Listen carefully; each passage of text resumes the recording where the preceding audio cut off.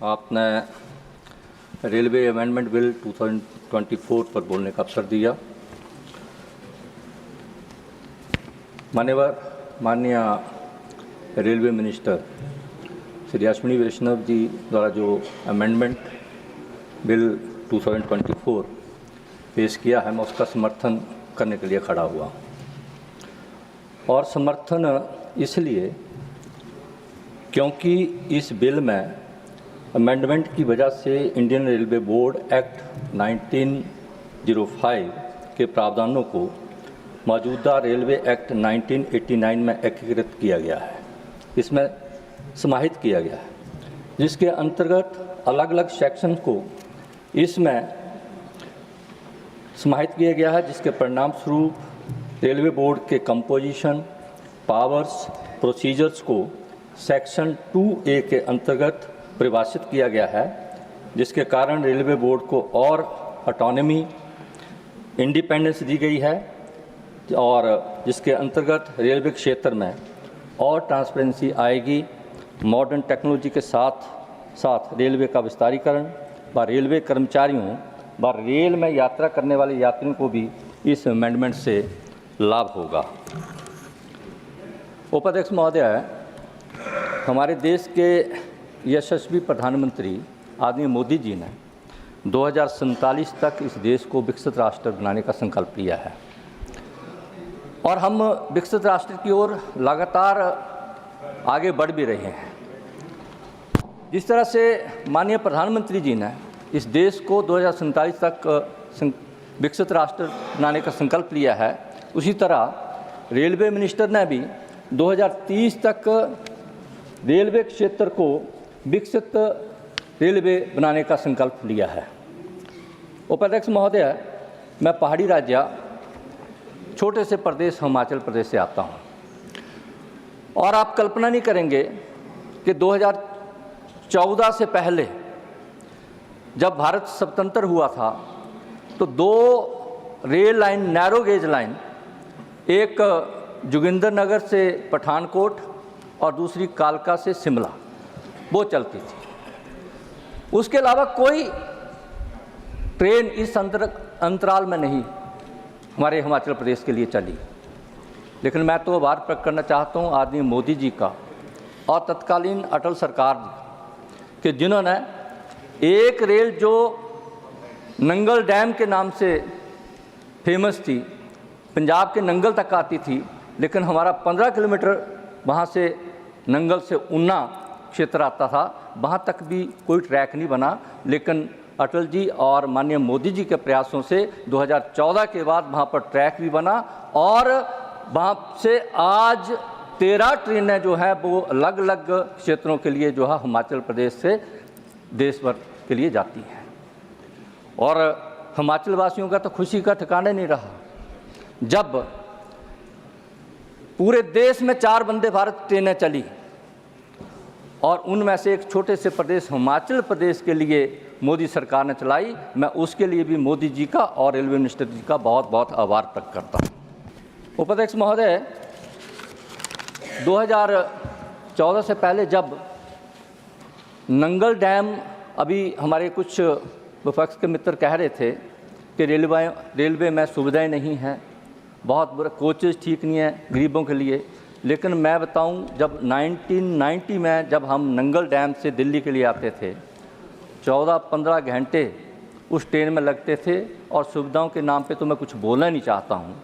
और आज पिछले कल भी मैं दिल्ली आया हूं तो उस वंदे भारत में 4.5 घंटे, अपनी गाड़ी में भी हमें 9-10 घंटे लगते हैं और उस वंदे भारत में 4.5 घंटे में हम जो है वो अब दिल्ली पहुंचते हैं। उसके लिए भी मैं मोदी सरकार का बहुत बहुत आभार प्रकट करता हूं। जहां तक रेलवे बजट की बात हमारे विपक्ष के मित्र कर रहे थे, 2013-14 में जहां रेलवे का बजट 28,174 करोड़ था और आज 2025-26 में ये बढ़कर 2.52 लाख करोड़, यानी कि 9%, 9 गुना जो है बढ़ोतरी इसमें हुई। उसके लिए भी मैं मोदी जी को और रेलवे मिनिस्टर जी को बधाई देता हूं। UPA 1 और UPA 2 के दौरान हिमाचल प्रदेश को रेल बजट 108 करोड़ मिलता था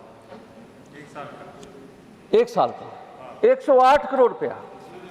और अब ये 2025-26 में बढ़कर 2716 करोड़, यानी 25 गुना जो है वो बड़ा है, ये मोदी सरकार में है। और 2009 से 14 के बीच में जो बातें कर रहे थे, 2009 और 14 के बीच में कोई भी ट्रैक हिमाचल प्रदेश में नहीं, कोई ट्रैक नहीं चलाया।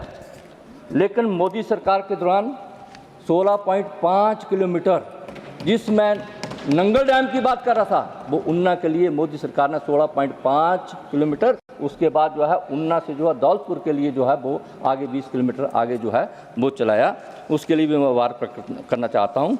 और हिमाचल प्रदेश में 100% विद्युतीकरण रेलवे का हुआ है, उसके लिए भी मैं आभार प्रकट करता हूँ।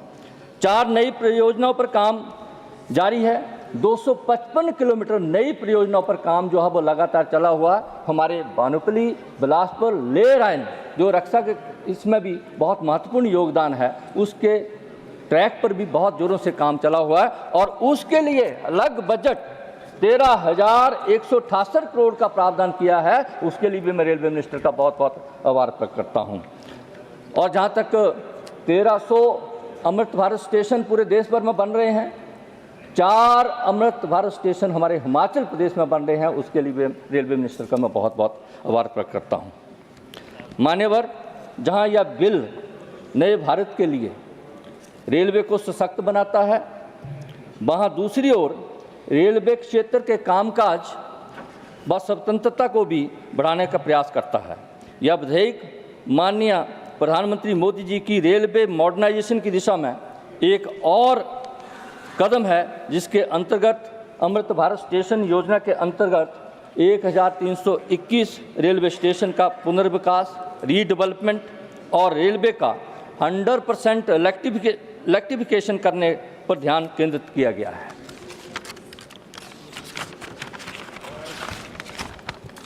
इस विधेयक के माध्यम से जहां वंदे भारत ट्रेन की देश में संख्या बढ़ाने में मदद मिलेगी, मेट्रो रेल नेटवर्क बढ़ाने में भी यह बिल सहायक होगा और कवच ट्रेन प्रोटेक्शन सिस्टम के कार्यान्वयन इम्प्लीमेंटेशन को भी यह बिल सुगम बनाएगा।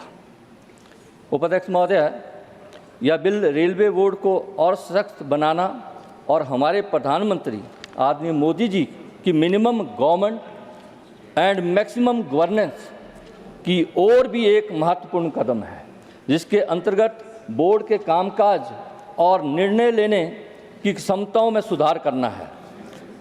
मान्यवर, over the past decade under the leadership of Prime Minister Shri Narendra Modi ji, the present government has constructed 31,000 kilometers of railway tracks and is now adding over 5,000 kilometers of new tracks annually to increase capacity for both passenger and cargo transportation. By 2030, the government aims to significantly increase passenger carrying capacity, reducing waiting list and enhancing ticket availability. The expansion of the coverage train protection system, the redevelopment of over 13,000 railway stations to world-class standard, and the introduction of new age trains like Vande Bharat and Vande Bharat sleeper trains are all part of this transformative vision of our Prime Minister Narendra Modi ji.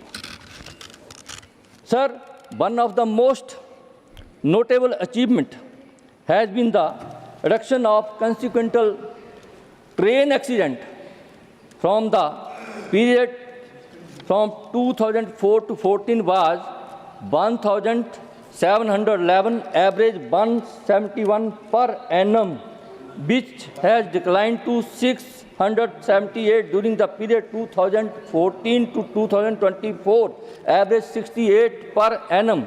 This translates to a staggering threefold decrease in train collisions and fatalities since the Modi government took office.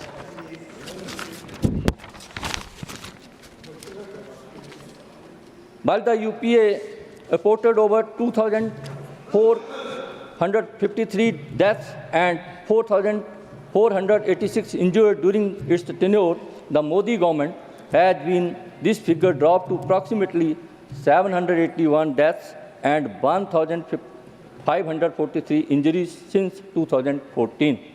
The remarkable improvement reflects a robust focus on safety and infrastructure development within the Indian Railways.